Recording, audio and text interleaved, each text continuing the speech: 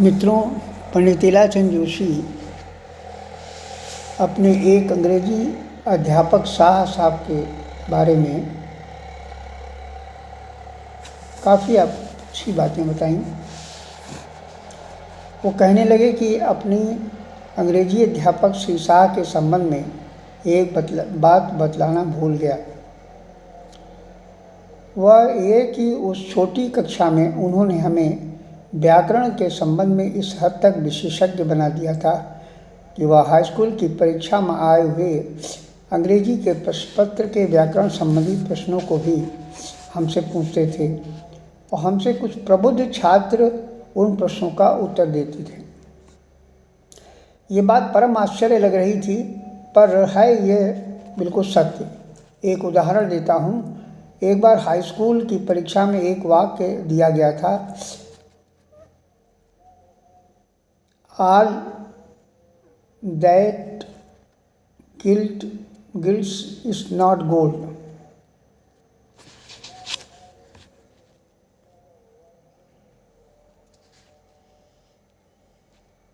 इस वाक्य में आल का शब्द पार्जिंग करने को कहा गया था।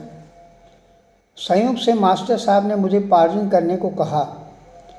मास्टर साहब की बताए हुए टिप्स के अनुसार मैं समझ गया कि प्रश्न पत्र तैयार करने वाले महाशय की चतुराई कहाँ पर है।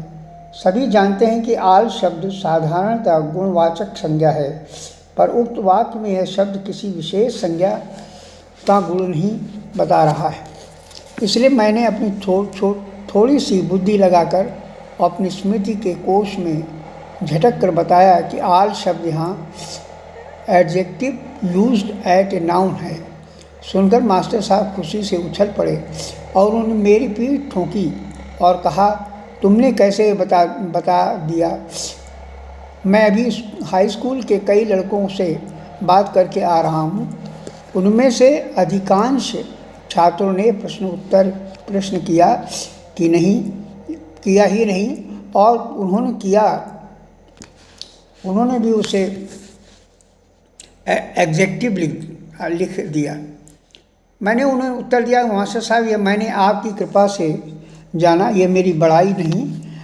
अपने बीच में कई बार इस तरह के दृष्टांत रखे थे जिनमें एग्जेक्टिव को नाउन के रूप में प्रयोग किया जाता है।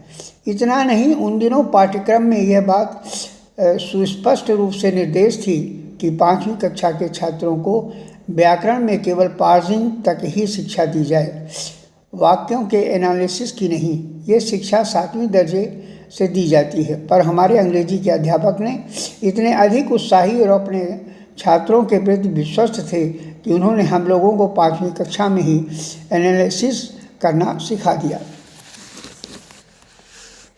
मेरे सौभाग्य से 6वीं और 7वीं कक्षा में भी शाह जी हमारे अध्यापक नियुक्त हुए। इस प्रसंग को विस्तार से इसलिए बता रहा हूँ कि इन्होंने तो हमारी बुद्धि में छुटपन से ही गहराई से ही अंकित कर दी थी कि व्याकरण का कितना महान महत्व है। इससे मुझे केवल अंग्रेजी सिखाने और लिखने में ही नहीं, हिंदी लिखने में भी बहुत सहायता मिली है। मैं पाठकों का ध्यान इस बात की ओर आकर्षित करना चाहता हूँ कि अपने निबंधों में भी मैं ही नहीं, अपने उपन्यासों में भी मेरी आदत किसी छोटी सी बात को समझाने के लिए सिलसिले में भी लंबे वाक्य को लिखने की है। स्वभावतः ऐसे अवाक्य पाठकों के मन पर बड़े भारी बोझ की तरह उतरते हैं। इतना मैं बखूबी जानता हूँ कि फिर भी मैं जो लंबे वाक्य लिखने में बाज नहीं आता। इसका कारण यह है कि बात चाहे कैसी हो, छोटी क्यों न हो, वह तब तक प्रबुद्ध पाठक के मस्तिष्क पर सही रूप से नहीं उतर सकती जब तक कि उसके मनोवैज्ञानिक ग्रंथियों को अलग अलग विश्लेषित करके साफ न रख दिया जाए। पर बड़ा वाक्य अपने आप में भारी उलझन है। अतएव जब तक बड़े वाक्य को सही व्याकरणिक प्रक्रिया द्वारा खंड करके न रख दिया जाए, तब तक उसका अर्थ दूर से दूरतर हो जाएगा। इस क्रिया में व्याकरणी के अतिरिक्त सही पंक्चुएशन के ज्ञान की भी बहुत बड़ी आवश्यकता होती है। मैं इस बात का दावा बिना तनिक भी विशेष के प्रशंसा के सहज भाव में कह सकता हूँ कि पंक्चुएशन संबंधी मेरा ज्ञान काम चलाऊ होने पर भी इतना तो निश्चित है कि उससे वह उतना काम तो बड़े मज़े में चल जा सकता था, जिसका उल्लेख अभी मैंने ऊपर किया है।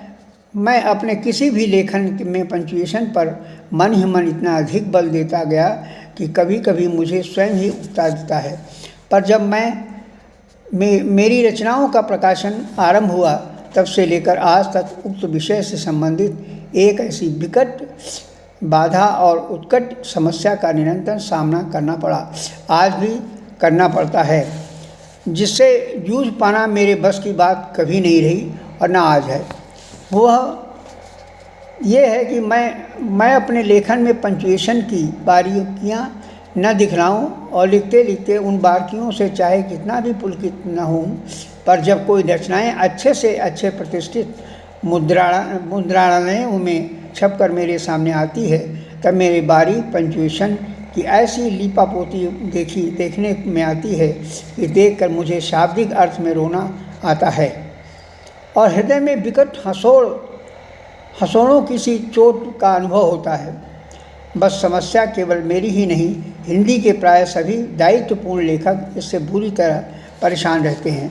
अतः इस बात की मांग जितनी जोरों से की जाए वह कम है कि हिंदी के प्रकाशकों और पत्र संपादकों के भीतर इस दायित्व बोध का महत्व अधिकाधिक प्रविष्ट कराने के लिए सभी प्रबुद्ध लेखकों को निरंतर प्रयत्न करते रहना चाहिए।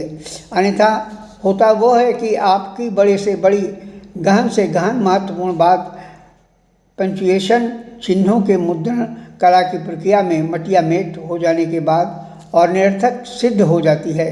इसका महत्व रेगिस्तान की रेत की तरह हवा में उड़ती हुई निपट उपेक्षणीय सिद्ध हो जाती है।